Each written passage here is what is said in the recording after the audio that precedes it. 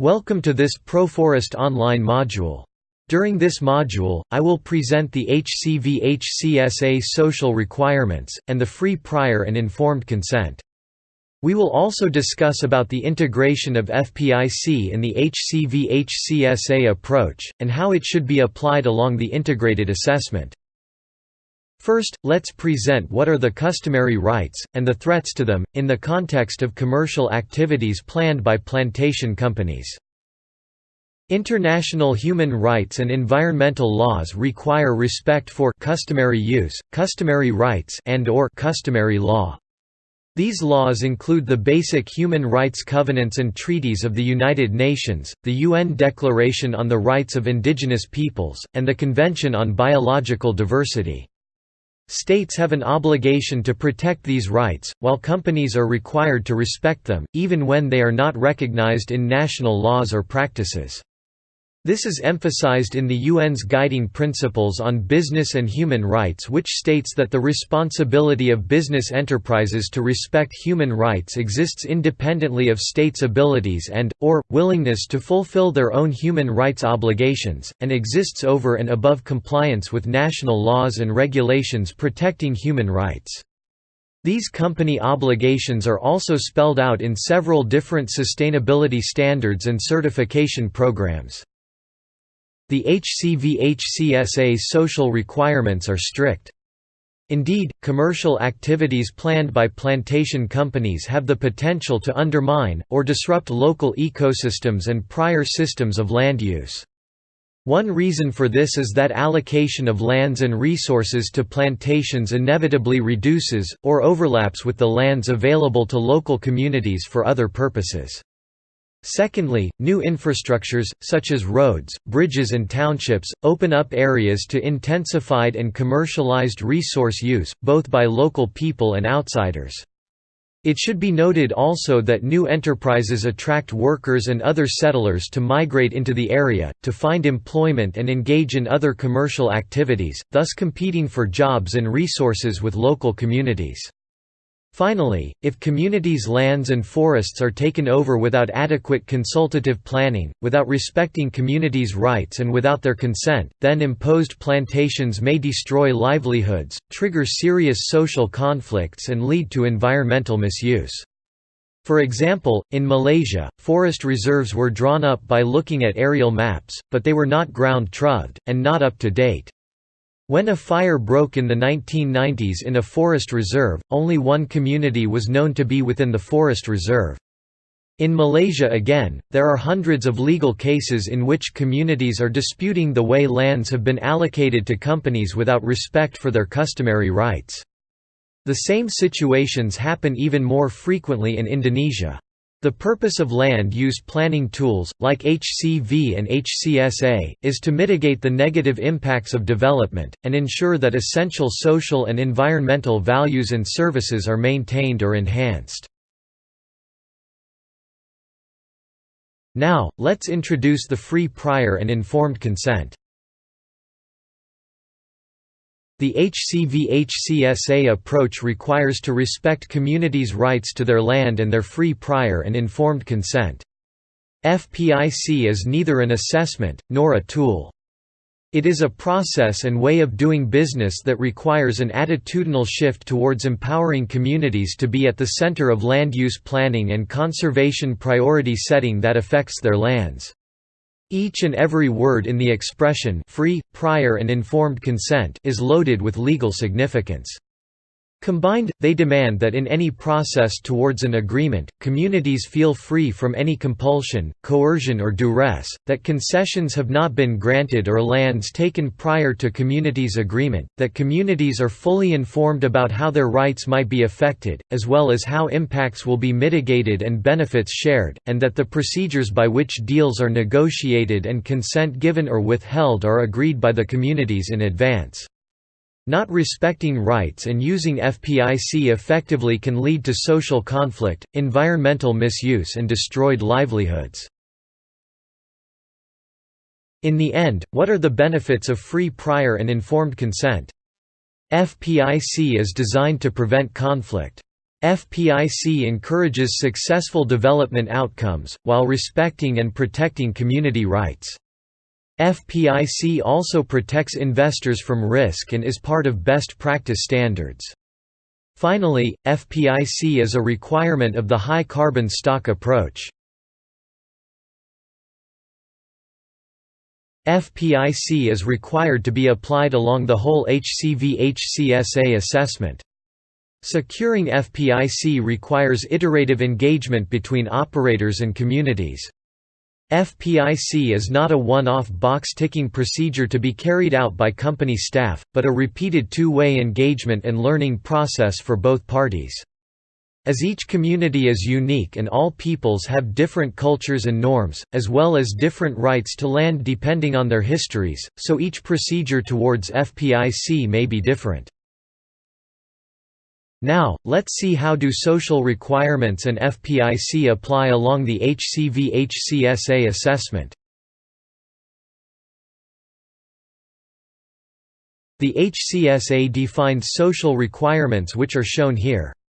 The social requirements are, social baseline study, fair representation, fair land acquisition, protecting ecosystem services, securing food security and livelihoods, protecting cultural diversity and identity, attaining free, prior and informed consent, equitable community incentives from conservation, community involvement in management and monitoring of conservation areas, establishing effective grievance and redress procedures, protecting labor rights, ensuring non-discrimination, retrospective application of HCS to existing operations, taking account of the implications of HCS swaps.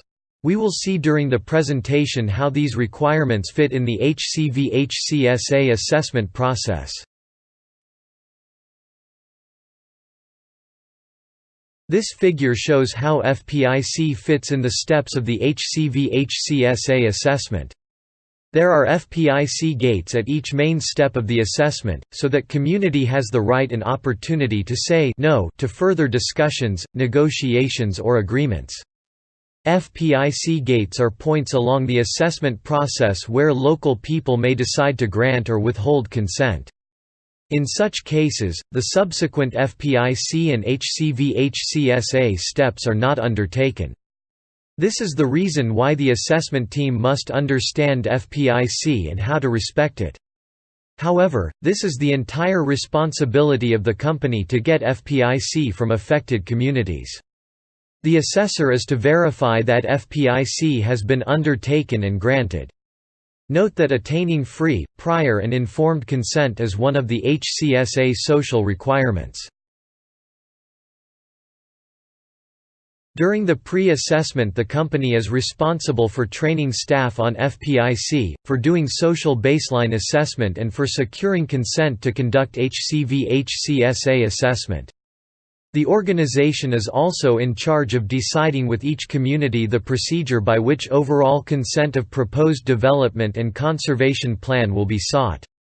The company must agree how local people will be represented in the project, and how they will give their consent. Finally, the company should do a preliminary land tenure survey with communities. The assessor is in charge of verifying all the points above by desktop verification, as the field work did not start at this point.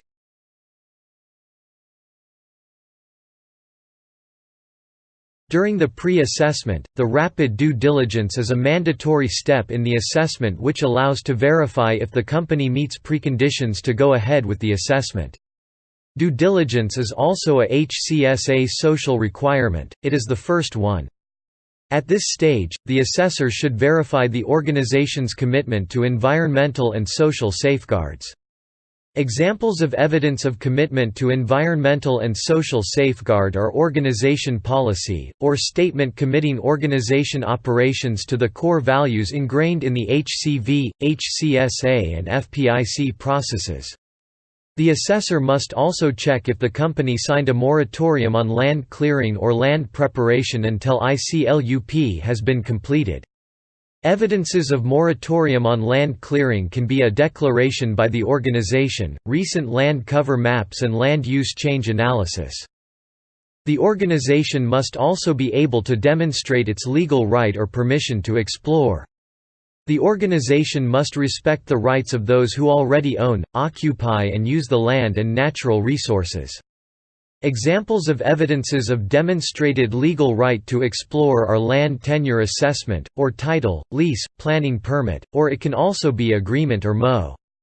The land tenure assessment should clarify which institutions have authority over lands, and who controls how lands are acquired, inherited and transferred. The land tenure assessment can include statutory rights, customary rights and informal rights, collective and individual rights. This assessment is done through participatory mapping of boundaries, jointly by the developer and the communities. Participatory mapping is a tool for identifying and mapping indigenous and local community ownership of land and natural resources, as well as land use. It is a mapping method based on local knowledge and establishes local people as the key stakeholder group in mapping the given areas. Communities identify the areas to which they have customary rights, and which are important to them, for historical reasons, for their current and future livelihoods, for their cultural values, or for ecosystem service provision. Then mapped areas can be hunting territories, water sources used for household purposes and fishing, non-timber forest products collection areas or graves, ceremonial sites, waterfalls, etc. Draft maps are checked and agreed through inclusive meetings. Maps must be used along the assessment to inform communities of legal implications, and to negotiate access and future changes in use or restrictions. These results can also be useful to communities beyond their dialogue with companies. At the end of the pre-assessment, and before the start of the scoping study, the FPIC process must have been initiated with full disclosure of the proposed project with all potentially affected communities and stakeholders, and the process for negotiation and consent going forward has been agreed, with representatives appointed through a fair process. The assessor will decide to proceed for scoping study only once consent has been granted. He must use the FPIC principles during the consultations and provide information for consultations with communities in a clear and easy-to-understand manner. During the scoping study, the assessor proceeds to the field verification of company engagement with affected communities. Finally, he will decide to proceed to full assessment only once company responsibilities have been verified. On his side, the company is responsible for securing consent from all affected communities to conduct HCV-HCSA assessment. During the full assessment, the assessor finalizes the identification of HCVs4. HCVs4 are ecosystem services. The definition covers basic ecosystem services in critical situations, including protection of water catchments and control of erosion of vulnerable soils and slopes. Identification of HCVs4 corresponds to one of the HCSA social requirements, which is protecting ecosystem services. The assessment team also finalizes the identification of HCVs5. HCVs5 are community needs. It covers sites and resources fundamental for satisfying the basic necessities of local communities or indigenous peoples, identified through engagement with these communities or indigenous peoples. Identification of HCVs5 corresponds to one of the HCSA social requirements, which is that livelihoods and local food security must be secured. The assessor must ensure that sufficient land has been identified through participatory mapping. This is done on a case-by-case basis, but a minimum of 0.5 hectares of farmland per person in a family unit is required. During the full assessment, the assessor also finalizes the identification of HCVs6. HCVs6 are cultural values. HCVs6 cover sites, resources, habitats and landscapes of global or national cultural, archaeological or historical significance, or of critical cultural, ecological, economic or religious, sacred importance for the traditional cultures of local communities or indigenous peoples, identified through engagement with these local communities or indigenous peoples. Identification of HCV-6 corresponds to one of the HCSA social requirements, which is protecting cultural diversity and identity. This emphasizes to work in a participatory way with indigenous peoples, local communities and other users, to identify and safeguard lands and other resources, which the people concerned consider of critical importance for their cultural identity. Participatory mapping is the tool to use for identification of HCVs 4, 5 and 6, as well as other community land use. It is also used for discussion of future land and resource needs. Participatory mapping must be GIS-based so that the maps can be overlaid with other assessment results. All affected communities 20 must be included in participatory mapping activities. The HCV-HCSA assessment team will also conduct other social fieldwork to complete picture of land use and livelihood patterns during the full assessment. This is done in collaboration with local experts.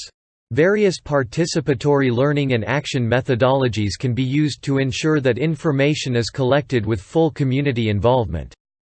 The various methodologies will be explored during the face-to-face training. The assessment team needs to make full use of all available social studies.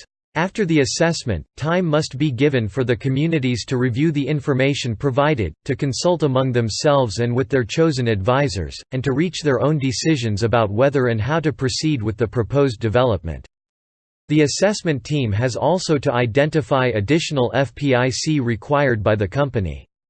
It can be land tenure or conflict resolution. It can also be further participatory land use planning to determine community use or enclave areas. The HCV and HCS forest management and monitoring plan should be participatory. It must include the boundaries of each conservation area on community lands. Care must be taken to clarify which entities will have responsibility to manage and monitor each conservation area. Management and monitoring can be the responsibility of the company, of the communities, of the government, or it can be co-managed. Conservation areas that overlap community lands and territories should not be taken over, managed or co-managed by other parties without this being agreed through the FPIC process. If communities are in charge of management and monitoring, then support and incentives to maintain conservation areas and environmental values should be provided. The management and monitoring plan should also include the proposed land tenure arrangements, and also the rules and restrictions related to access and resource use. To ensure that misunderstandings do not escalate into disputes, grievance mechanisms need to be included in the management and monitoring plan. Such dispute resolution mechanisms must be established through consultative processes and agreed in advance. Procedures also need to be in place for implementing recommendations from monitoring and grievance processes to adjust management practices, land allocations and responsibilities. Establishing effective grievance and redress procedures corresponds to HCSA Social Requirement 10. Land use planning, zoning and management are always dynamic processes and cannot be expected to cover every eventuality. Ensuring the effective functioning of HCS forest and HCV systems requires integrated participatory monitoring systems, for instance remote sensing to check that extensive land clearance is only happening where agreed. It can be also real-time ground patrols that include members of local communities or self-monitoring systems. Reporting systems, like SMART, use simple software and integrate field reports in almost real time with mapping, and systems for ensuring community validation of findings. Equitable community incentives from conservation are one of the HCSA social requirement. It states that mutually agreed, equitable incentive systems are developed to encourage the full participation of indigenous peoples, local communities and other land users in the conservation and management of HCV and HCS set-asides. The community involvement in management and monitoring of conservation areas is covered by HCSA Social Requirement 9. Building a team which understands FPIC, and how to use it, is very important. The team should also have knowledge and practical field experience within the local context. Team members should be able to speak fluently in national language and ideally one or more relevant local languages. They also must have knowledge of and practical experience in the use and application of community facilitation, and participatory mapping methods and social science methods. It is also inevitable that team members have a knowledge of customary land use systems. Ideally, team members have GIS knowledge. When reviewing HCV-HCSA assessment reports, the reviewer will verify if the report adequately explains the community engagement, FPIC processes, and participatory mapping activities carried out. He will also check if a land tenure study has been completed and vetted by independent social experts. He must find evidences that a participatory mapping has been completed, and that it contains the key components of community land use. The assessor will look for a record of consultation with affected communities on the proposed development, on the assessment, and issues they raised. He will also check if the community nominated their own representatives and understood their right to FPIC. Finally, he will look at their views, and if they were addressed and reflected in the plans and implementation of the plantation. The key references related to social requirements and FPIC are the HCSA Module 2 about social requirements. The HCSA Social Requirements Implementation Guidelines. The HCV-HCSA Assessment Manual for use during integrated HCV-HCSA assessments. The ALS Reporting Template. And finally, the HCSA Social Procedures Implementation Guide. Thank you for listening. During the first day of the face-to-face training, we will have time to discuss about what you have learnt during the online modules. You will have the possibility to ask any question you might have and the Proforest team will be happy to reply to you.